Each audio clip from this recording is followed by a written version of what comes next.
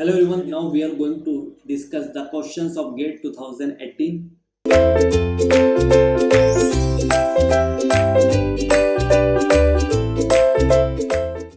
It is the problems of vibration. A machine of mass 200 kg is supported on two mounts. You can see there are two springs, this is mounts, each of stiffness 10 kilonewton per meter. The machine is subjected to an external force, this Ft is equal to 50 cos 5t. Assuming only vertical translatory motions, magnitude of the dynamic force transmitted from mount to the ground. We have to calculate the dynamic force magnitude transmitted from the mounts to the ground. That means we have to calculate transmitted force. And we know that transmitted force basically is equal to SA under root of 1 plus 2 zeta omega by omega n whole square. You can see in the question there is nothing mentioned about damping ratio. That means zeta is equal to 0. If zeta is not given in the question, we can consider 0.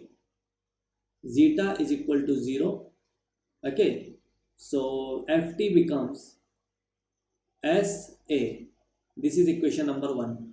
We are having the stiffness, but we are not having the amplitude value, so we have to calculate the amplitude.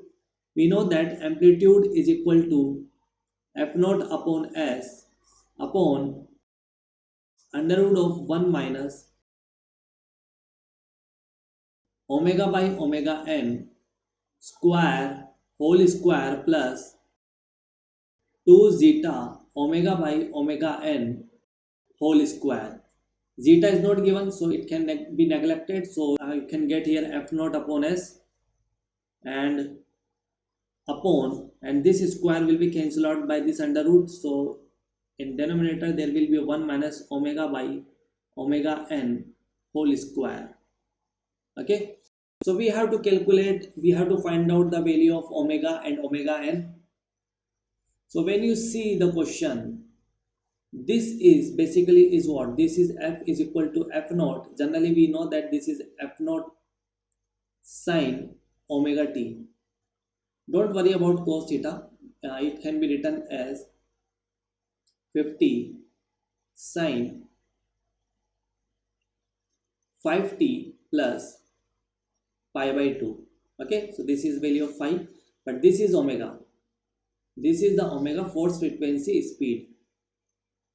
This is the force frequency or speed, and this is the F naught value. Okay, so and what is omega n? We have not calculated yet.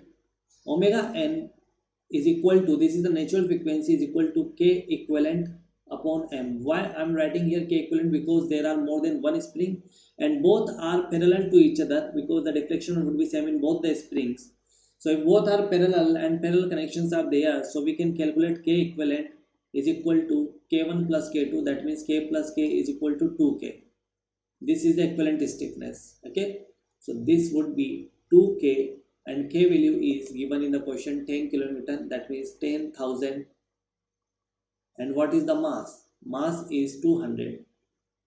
So here you will get the value of natural frequency 10 radian per second, and omega we have seen that omega is 5.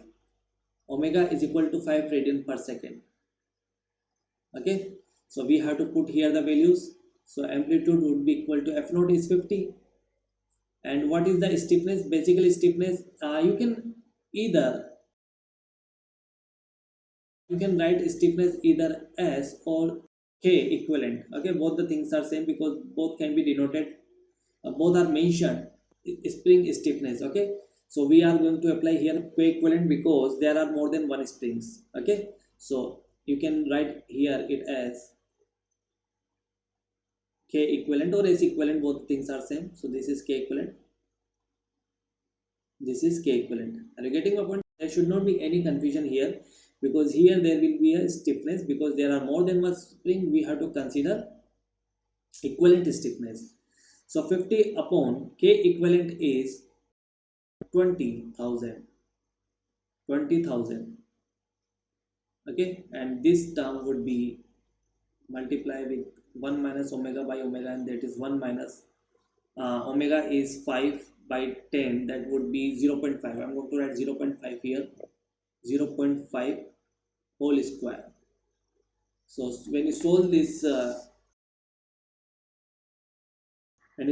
you will get 3.33 multiplied 10 to the power minus 3 meter. This is the amplitude, but we have to find out transmitted force.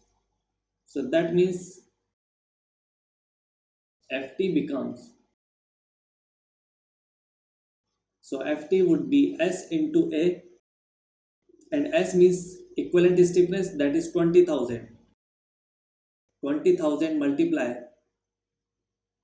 and what is amplitude? This is 3.33 multiply 10 to the power minus 3. So from here you will get the value, that is 66.67 Newton. But you have to read the question carefully. This is not the correct answer because it is asking magnitude of the dynamic forces transmitted from each mount. That means we have to calculate transmitted force for each mount. Are you getting my point? From each mount we have to calculate this. So that's why we have to divide it by 2, because there are 2 mounts. So that means Ft from each mount. This is the point where most of the student get mistake. From each mount, and 66.67 upon 2, because there are 2 supports, 2 mounts, so it would be 33.33. This is Newton. That would be the correct answer for this question. I hope you all understand the solution of that question. Okay. However, this is integer type question, so they will give you the range. If you get 33.3, you will get 33.34. All the possibilities would be correct. Okay. So this is the correct answer basically. So these type of questions going to be asked in the examinations of the GATE, because there is no complication in the question, but this is the little bit conceptual. If you don't focus what is asking, you will get a mistake. Okay, most of the students take the answer 66.67, they forget to read the questions carefully, that it is asking that the transmitted from each mount to the ground. So that's why this is a good questions. So I hope you will understand the solution of that question. Thank you.